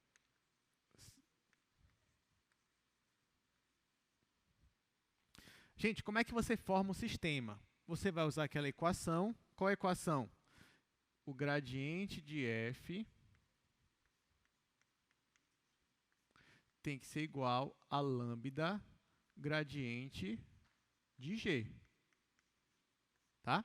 Só que quem é o gradiente de f? É essa função, é esse vetor bem aqui. Quem é o gradiente de g? É esse vetor bem aqui. Então, eu venho e coloco. Que vai ficar 2x 4y igual a lambda vezes, aqui vai ficar 2x, 2y. Isso aqui, por que isso aqui vai formar um sistema? Porque se eu tenho uma igualdade, eu tenho uma igualdade em cada coordenada, né? Então, aqui, ó, por exemplo, eu vou igualar 2x com 2x, só que cuidado, aqui não tem o lambda. Lambda não é uma constante, então você tem que multiplicar lambda vezes 2x e lambda vezes 2y. Então, quem vai ser a minha primeira equação? Vai ser 2x igual a lambda vezes 2x. Aqui, ó, lambda vezes 2x. Então, essa é a primeira equação do meu sistema. Quem é a segunda? Vai ser 4y igual a lambda vezes 2y. Então, venho aqui e coloco 4y igual a lambda vezes 2y. Como a minha função só tem duas variáveis, então essa minha equação aqui vai me gerar duas equações no meu sistema. Só que o sistema não termina aqui. Por quê? Porque além de você considerar essa equação, você tem que considerar também o seu vínculo. Ou seja, qual é o vínculo que a gente tem? Esse aqui, ó, x² mais y² igual a 1. Então, isso daqui vai formar a minha última equação do meu sistema, tá? Então, você tem que acrescentar essa equação no nosso sistema aqui. Então, nosso sistema mesmo, até porque, gente, não esqueça, ó, na verdade, você vai resolver um sistema que tem três incógnitas, porque é x, y e lambda. Então, é importante que você tenha três equações. Então, por isso que eu vou acrescentar a do vínculo lá. Então, vou colocar aqui a terceira equação é x² mais y² igual a 1. Tá, aqui eu preciso conversar com vocês, porque eu preciso que vocês tenham muita experiência com sistemas. Se você não tem ainda, não tem problema. Você pode correr atrás, resolver muitas questões desse tipo. Mas por quê? Porque numa situação dessa aqui, é importante, até para pular etapas, que você saiba interpretar um sistema e tentar já tirar as soluções dali. Por quê? Porque, olha só, nesse sistema aqui nós temos 3 equações. Vamos olhar para a primeira. Olha o que está acontecendo aqui na primeira. Aqui diz que 2x tem que ser igual a lambda vezes 2x. Se 2x é igual a lambda vezes 2x, que soluções eu posso tirar só dessa primeira equação aqui? Uma solução que eu posso tirar é que o x é zero. Não é verdade? Porque se o x for zero, aqui vai ficar 0 igual a 0. Então, x igual a 0 é uma solução para essa primeira equação. Vocês concordam comigo? Porque se x for 0, aqui vai zerar 0 igual a 0. Então, uma primeira solução para cá, essa primeira equação aqui, vou até colocar em azul. Uma primeira solução, já que eu tiro daqui, é que x igual a 0. Pronto. Só que eu não tenho só essa possibilidade de solução aqui. Se eu for olhar para x, para resolver esse problema, eu posso colocar x igual a 0. X igual a 0 resolve esse problema. Mas se eu for olhar para o lambda, olhando para o lambda, como é que eu resolvo essa equação aqui? Lambda igual a quanto? Lambda igual a 1. Então, aqui, ou x é igual a 0, ou lambda é igual a 1. Então, vou colocar assim, ó, ou lambda é igual a 1. Nesse caso, não pode ser... eu não vou usar os dois ao mesmo tempo, tá? Vocês vão ver por quê. Então, primeiro, ó, se o meu x é igual a 0, então quanto vai valer o y aqui embaixo? Ó, se x é igual a 0, quanto vai valer o y aqui embaixo? O x vai zerar e o meu y ao quadrado vai ser igual a 1, ou seja, y vai ser igual a mais ou menos 1. Então, venho para cá. Ó. Se o x é 0, então eu vou ter que o meu y, colocar assim, o meu y é igual a mais ou menos 1. E se eu tenho que o meu y é igual a mais ou menos 1, então o y não é 0, certo? Se o y não é 0, como é que eu resolvo essa equação aqui do meio? O lambda tem que ser quanto? Eu estou olhando só para o lado esquerdo aqui agora. Tá? O lambda tem que ser quanto aqui? Tem que ser 2. Então, nesse caso aqui, ó, deixa eu escrever assim, peraí. Não, vou deixar assim mesmo. Lambda igual a 2. Então, aqui, eu obtenho já uma solução para o meu sistema. Ou melhor, duas, né? Já que y pode ser mais ou menos 1. Qual é a solução? Uma solução para o sistema. X igual a 0. Ó, x igual a 0. Essa primeira equação vai estar satisfeita. X é 0. Lambda igual a 2. Se o lambda for 2, aqui vai ficar 4y igual a 4y. Vai estar satisfeita também. Então, dá certo. E, por último, y é igual a mais ou menos 1. Porque se y for igual a mais ou menos 1, x já é 0. Isso aqui também vai estar satisfeito. Então, isso aqui é uma solução para cá. Agora, bora olhar para cá. Lambda é igual a 1. Tá? Então, cuidado. Se lambda é igual a 1, joga o lambda aqui igual a 1. Ó. Se o lambda é igual a 1, qual é a única possibilidade para y aqui, gente? Se o lambda é 1. O y tem que ser 0. Ó, porque se o lambda é 1, vai ficar 4y igual a 2y. Qual é a única possibilidade disso dar certo? Se o y for 0. Então, aqui, para lambda igual a 1, o meu y vai dar 0. Se o y é 0, quanto é que vai dar o meu x aqui? X vai dar mais ou menos 1. Então, x vai ser igual a mais ou menos 1. Então, aqui eu obtenho outro grupo de soluções. Resolvemos o sistema. A gente resolveu só em 2 colunas. Mas por quê? Porque o sistema, a gente olhando cada equação, interpretando algebricamente cada equação, eu já obtive as minhas possibilidades, já consegui obter as minhas respostas. Claro que nem sempre você vai conseguir assim diretamente. Vai ter questão que você vai ter que resolver mesmo, isolar um, isolar outro, multiplicar o outro, as equações. Mas basicamente é isso. Então, o que foi que eu fiz? Eu olhei para a minha primeira equação só, ignorei as outras. E percebi que para essa primeira equação, ela se resolve de 2 jeitos. Ou se x é 0, ou se o lambda é igual a 1. E a partir do momento que você achou um deles, você consegue achar o resto. No caso de x é igual a 0, eu achei o valor do y. Y é igual a mais ou menos 1. Se o y é igual a mais ou menos 1, quer dizer que ele não é 0. Então, aqui o lambda só pode ser 2. Ou, se eu assumisse que o lambda fosse 1, então aqui o y só poderia ser 0. E aí o x só poderia ser mais ou menos 1. Tá? Ok, então resolvemos o sistema. Qual é aquele outro passo mesmo, né? Achar os pontos, calcular o valor da função nos pontos, né? Mas qual foram os pontos que a gente achou aí, gente? Vou colocar assim, ó.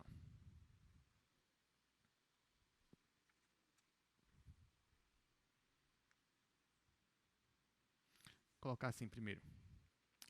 Pontos encontrados.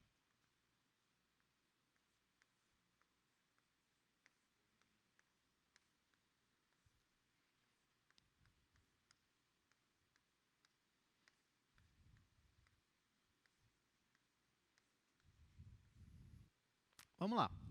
Qual foram os pontos, né? Lembrando que quando eu falo ponto, estou falando ponto x e y, tá? O lambda a gente está... nesse caso aqui, o lambda ele só nos ajudou a achar os valores de x e y. Mas eu poderia perguntar, qual é o valor do lambda? Você diria que o valor do lambda que você achou. Qual é o multiplicador de Lagrange? Tá, nesse caso, eu quero só os pontos x e y. Qual foram os pontos que eu achei? X igual a 0, y igual a mais ou menos 1. Então, nesse caso, só olhando para esses dois aqui, eu obtenho quantos pontos? Um ponto ou dois pontos? 2 pontos, que é o ponto 0 e 1, 0 e menos 1. Então, aqui é o ponto 0 e 1, 0 e menos 1. Tá? Foram os 2 pontos encontrados aqui. E do lado direito, eu também tenho 2 pontos. X igual a 1, y igual a 0. X igual a menos 1, y igual a 0. Então, venho aqui e coloco x1, y0, x menos 1, y0. Agora que eu tenho meus pontos, eu vou calcular o valor da função nos pontos. Esse é o outro passo. Então, vou colocar aqui, ó, valor de f, né, nos pontos. Então, vamos lá. Vou calcular, né, o valor em cada um desses pontos da minha função f. Então, para o primeiro ponto, que é o ponto 0 e 1. Lembrando que a minha função f, gente, é essa daqui, ó. É uma função simples, essa daqui. É essa função f aqui. Então, eu vou calcular o valor dela para x igual a 0 e y igual a 1. Então, x0 e aqui y1 vai ficar 2. E aqui, isso aqui igual a 2. Agora, eu vou calcular o valor dela para o outro ponto, que é 0 e menos 1. Só que vai dar a mesma coisa, né? Porque, ó, se y é menos 1 ao quadrado vai dar um positivo, então vai ficar 2 de novo. Tá, agora eu vou calcular o terceiro ponto, que é 1 e 0. Então, ó, olha para a função. Vamos olhar aqui para cá rapidinho. A função é essa. Se eu zero y, vai ficar só x. Se x é 1, vai ficar 1 ao quadrado, que é 1. E se x é menos 1, vai ficar menos 1 ao quadrado, que também é 1. Então, aqui vai dar 1. E se o x for menos 1, o resultado também vai dar 1. Último passo. Qual é o último passo? Comparar os valores. Então, dos valores que eu encontrei aqui, qual foi o valor máximo? Foi 2. Então, 2 é o máximo global aqui para f nessa restrição. Qual é o valor mínimo global? 1. Quem são os pontos de máximo globais? Ponto 0, 1 e 0 e menos 1. Quem são os pontos de mínimo global? 1 e 0, menos 1 e 0. Tá? Então, é isso. Vou colocar aqui, só escrever, né, isso daí.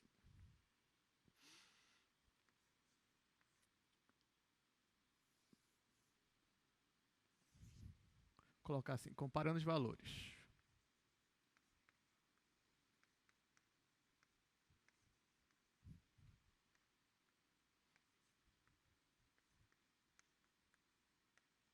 Comparando os valores. Então, ó, já comparei aqui com vocês, né? Então, 2 é o valor máximo global. I é atingido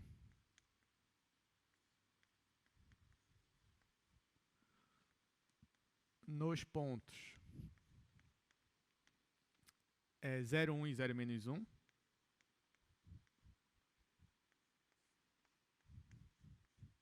Pronto.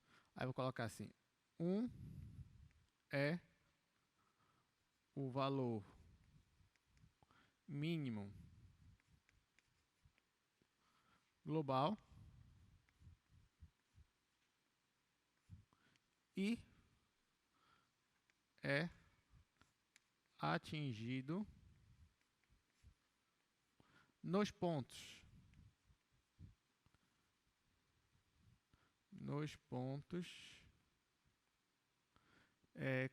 1 e 0 e menos 1 e 0. 1 e 0 e menos 1 e 0. E acabou. Viu como que a gente levou 2 quadros só para esse problema, né? Então, ó, calculei os gradientes, montei o meu sistema, resolvi o sistema. Quando eu resolvo o sistema, eu acho os pontos, calculo o valor da função nesses pontos, depois comparo o maior valor e o menor valor, né? Gostaram? Legal, né? Muito bem. Tá, aqui, ó, trouxe até uma imagem aqui, que na verdade é a imagem anterior, só que já mostrando aqui a nossa função. Então aqui, ó, vamos olhar aqui para o slide rapidinho. Ó, então, essa minha superfície aqui é essa função que eu coloquei para vocês, x² mais 2y². Bem aqui, ó, eu quero limitar essa função apenas à região da circunferência. Quando eu faço isso, eu atinjo o mínimo global bem aqui, que eu já sei que é quando x igual a 1, y igual a 0. E também atinjo do outro lado, né? Menos 1 e 0. E eu atinjo o máximo global bem aqui, ó, que é quando y igual a 1 e x igual a 0. E atinjo do outro lado também. Então, é isso que está acontecendo. Olha só esse exercício 2 aí. Determine os valores extremos da minha função. É a mesma função, só que agora eu quero no disco. x² mais y² menor ou igual a 1. E agora, gente, o que eu vou fazer nesse caso aí? Porque a minha restrição é uma inequação.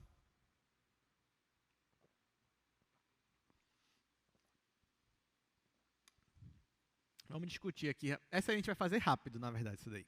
É porque a gente já fez boa parte dela aqui, ó.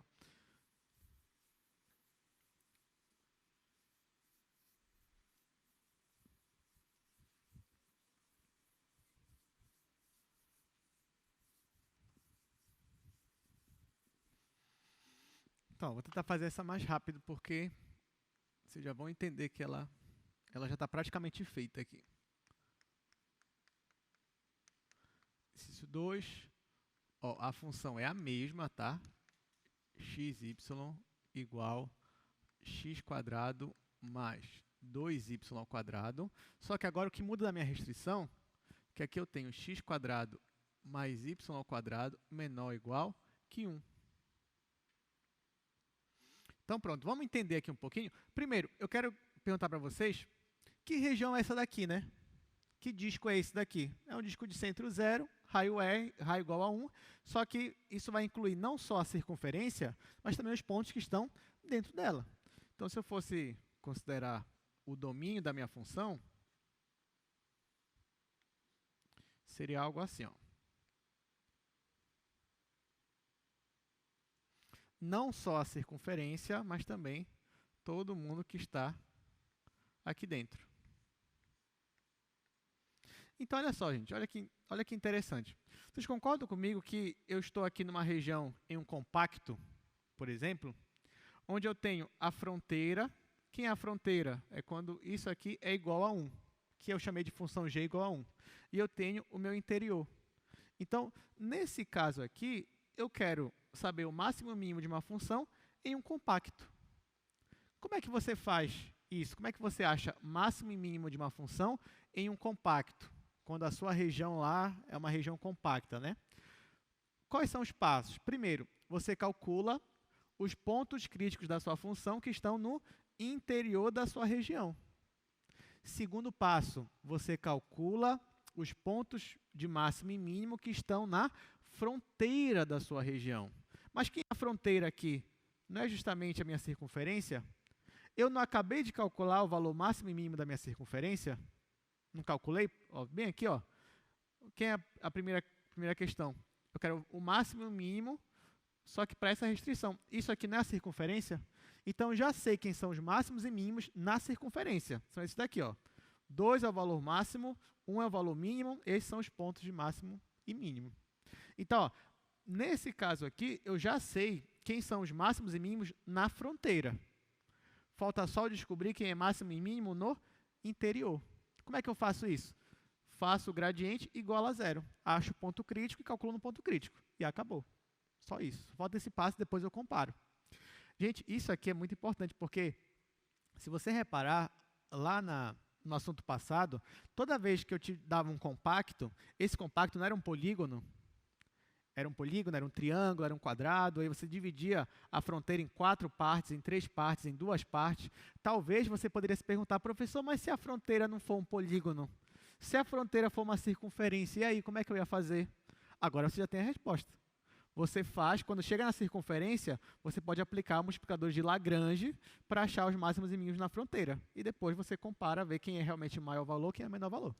Entenderam, gente? Então, olha que a gente agora está expandindo, né, aqui nosso conhecimento, nossos limites, né?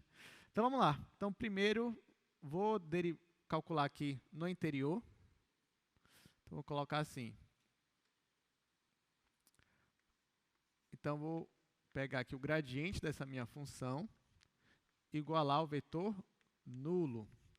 Quem é o gradiente? Eu já até calculei, ele é 2x 4y igual a 0, 0. Nesse caso, você acha o único ponto crítico, que é x igual a 0 e y igual a 0. X igual a 0, y igual a 0. Esse ponto está na sua região? Sim ou não? Tá. Então, eu vou calcular o valor da minha função nesse ponto. Então, eu venho aqui e calculo f de 0, 0. Mas quanto é f de 0, 0? Joga 0 aqui, joga 0 aqui. Vai ficar 0. Pronto. No interior, o único ponto crítico que eu tinha era o 0, 0. Já calculei o valor nele. E na fronteira? Na fronteira eu já calculei, está ali, os 2 primeiros quadros. Então, agora a gente vai comparar os valores. Que valores? O valor que eu obtive aqui no interior, que foi 0, com esses valores que eu obtive na fronteira. Que são os valores aqui, ó, 2, 2, 1 e 1. Então, comparando todos esses 5 valores, 0, 2, 2, 1 e 1, quem é o valor máximo? É 2. Então, mesmo quando eu considero o disco, né, a parte de dentro também, 2 ainda é o valor máximo da minha função, nessa restrição. E os pontos são esses. Agora, quem é o mínimo? O mínimo agora é 0. Então, o mínimo não ocorre na fronteira. O mínimo acontece no interior. Então, na verdade, esse daqui... Aqui, gente, eu vou abreviar, tá? Só para a gente já partir para outro. Então, esse daqui é o mínimo global. E o máximo global continua sendo esse daqui, ó. Vou até colocar para cá.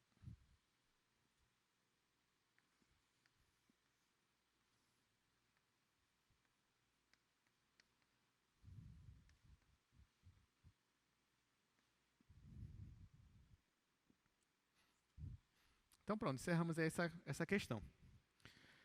Eu vou só mostrar para vocês aqui uma animaçãozinha que eu fiz aqui no GeoGebra, só para a gente enxergar aqui um pouquinho melhor. Depois a gente vai para a última questão de hoje. Então, olha só, gente.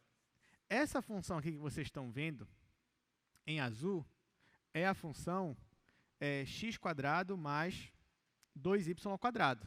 Tá? É essa função. Só que, nesse caso, eu estou considerando todo o R2 no meu domínio, todo o R2. Só que eu não quero todo o R2. No primeiro caso, o que foi que a gente achou? Eu queria só para essa região aqui embaixo, ó, só para essa curva aqui de baixo. Nessa curva aqui de baixo, como é que fica a minha função? A minha função fica só isso daqui. Ó. Se eu restringo o meu domínio apenas a essa minha curva aqui de baixo, a minha função, a superfície, na verdade, vira uma curva também espacial. E aqui, ó, eu obtenho o valor mínimo dela aqui 1 e 0, menos 1 e 0, e o valor máximo 0, 1, 0, menos 1.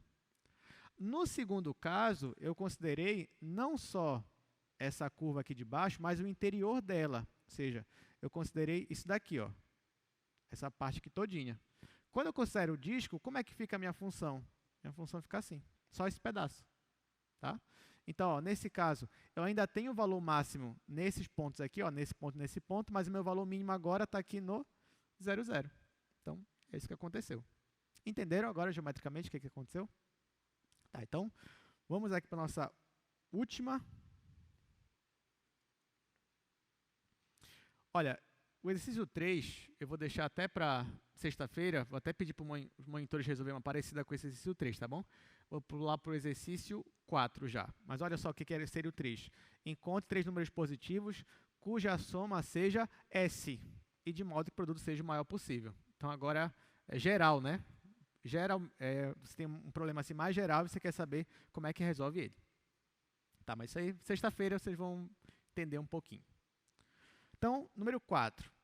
Uma caixa retangular sem tampa deve ser feita com 12 metros quadrados de papelão. Determine o volume máximo dessa caixa. De novo? Sim, de novo. Só que agora a gente vai resolver com multiplicadores de Lagrange. E vocês vão ver que a gente vai economizar um tempinho aí. Claro que nossa aula já está quase no fim. Então, vou ter que acelerar um pouquinho aqui essa resolução.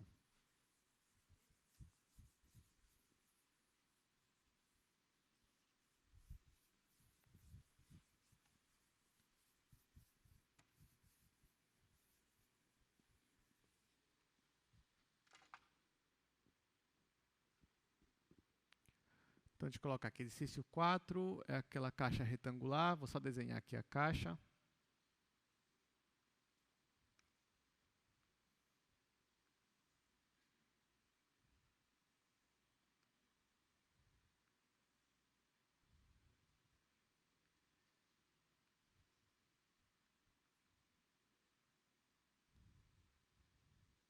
Tá, então vamos lá, vamos partir aqui para o quadro logo. Onde aqui eu tenho nossa caixa, não tem tampa, né? Aqui vou chamar de X, aqui de Y e aqui de Z.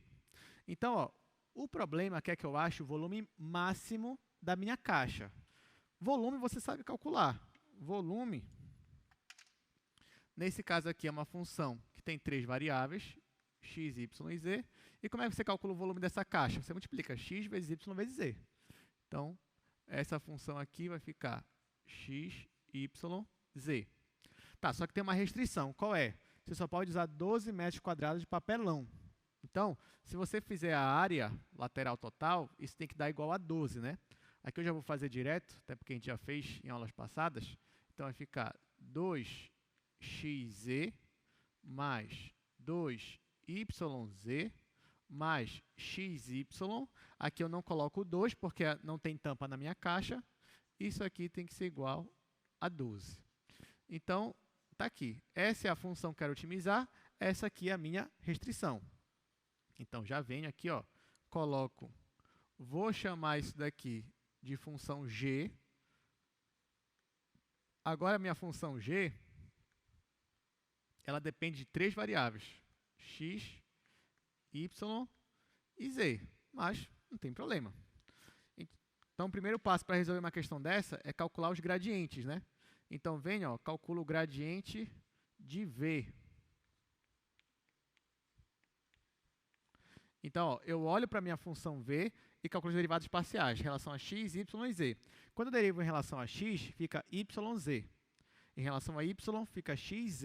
Em relação a z, fica xy. Então, vai ficar aqui yz, xz e xy. Agora, eu vou calcular também o gradiente da minha função g. Então, quando eu for calcular o gradiente dessa função, vou derivar em relação a x.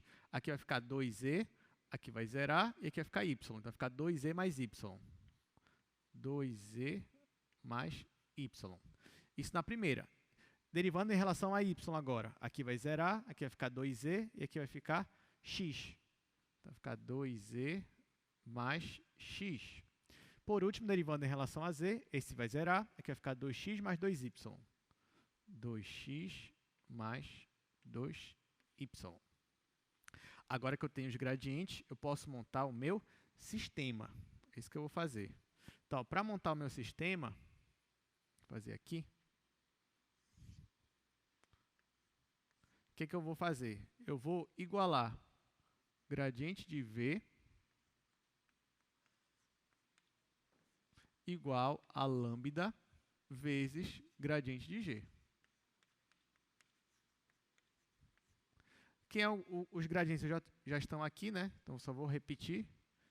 YZ, XZ, XY igual a lambda vezes 2E mais Y, 2E mais X, 2X mais 2Y.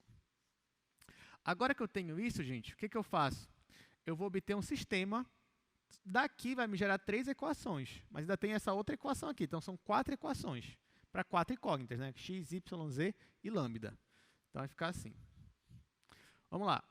Esse igual a esse. Então, vai ficar YZ igual. Aí aqui eu multiplico, né? Lambda vezes esse. Então, vai ficar 2 lambda Z mais lambda Y. Estou igualando esse com esse daqui, só que multiplicado por lambda. Agora, segundo, xz igual, multiplicar esse vezes esse, vai ficar 2 lambda z mais lambda x. E agora o último, xy igual, lambda vezes isso daqui, então vai ficar 2 lambda x mais 2 vezes lambda y. E a última equação é aquela que eu já falei. Então, é 2xz mais 2yz mais xy igual a 12. Pronto. Então, aqui, ó, vou enumerar essas equações. Aqui. Vou chamar essa aqui de 1, essa aqui de 2, essa aqui de 3 e essa aqui de 4. Pronto. Vamos resolver esse sistema. Bom, estou vendo que acho que nem vai dar tempo de resolver tudo agora, mas pelo menos eu dou uma ideia para vocês aí de como terminar.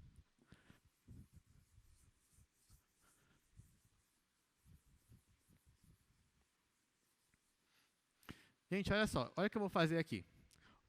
Olhem só para a primeira equação e para a segunda equação. Aqui eu tenho YZ e aqui eu tenho XZ. O que eu vou fazer? Eu vou multiplicar essa de cima por X e essa de baixo por Y. Quando eu fizer isso, vocês vão ver que isso vai dar muito certo para mim. Ah, professor, como é que o senhor sabe disso? Experiência, sistema, experiência. Tem que resolver muito sistema para você já mais ou menos saber o que fazer aqui. Não vai ter sempre uma regra pronta. Então, aqui o que eu vou fazer? Eu vou pegar, multiplicar esse daqui, essa equação por x, e vou multiplicar essa aqui de baixo por y. Quando eu faço isso, vai ficar assim. A de cima vai ficar xyz igual, que vai ficar 2 lambda xz mais lambda xy. E aqui a de baixo agora vai ficar xyz igual, aqui vai ficar 2 lambda yz, e aqui vai ficar mais lambda xy. Então, ó, quando eu fiz isso, olha o que aconteceu. Eu vou pegar e vou subtrair aqui, ó. Esse ficou igual a esse, vai ficar 0. Então, vai se cancelar. Igual, vai ficar esse menos esse, então vai ficar 2 lambda xz menos 2 lambda yz. E esse é igual a esse, vai se cancelar também. Então, vai ficar isso daqui.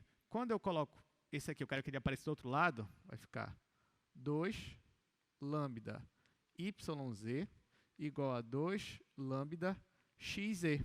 Só que aqui eu tenho 2, eu tenho 2. Tenho lambda, tenho z e tenho z. Então, o único diferente é o y e o x. Então, isso aqui significa que x igual a y.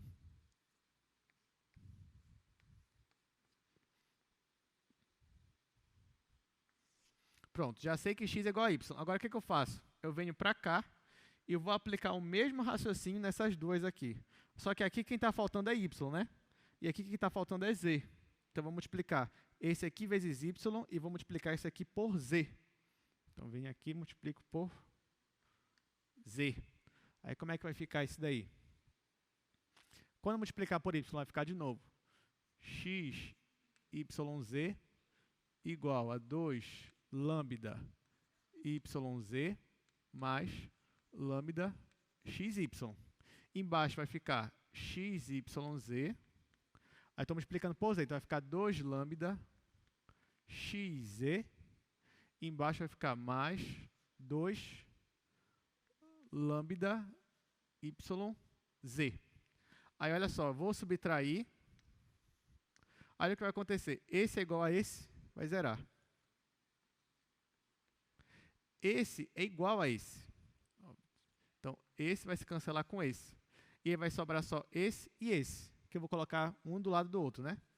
Então, vai ficar assim no final.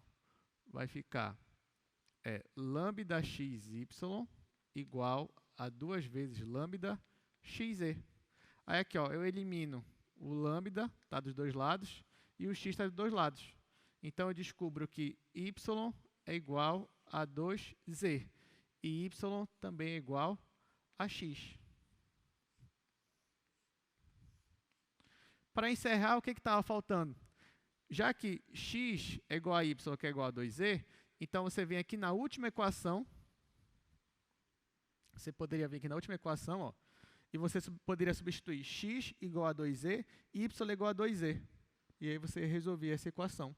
Ou se você quisesse também, ó, 2z não é igual a x, então aqui, ó, não tem 2z aqui, então aqui, esses dois aqui ficariam x ao quadrado. 2z igual a y é igual a x também. Então vai ficar x quadrado mais x quadrado, mais aqui ficaria o x é 2z, ficaria 4x quadrado, e resolve esse sisteminha aqui, essa equaçãozinha aí consegue achar o valor do x, que vai dar o mesmo, tá, do que a gente estudou na aula passada.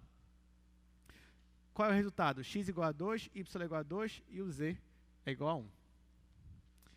E é isso. Desculpa aí essa última parte apressada, mas só por conta do tempo mesmo. Primeiro você já tem um norte aí de como resolver, tá bom, gente? Então é isso, a gente encerra por aqui.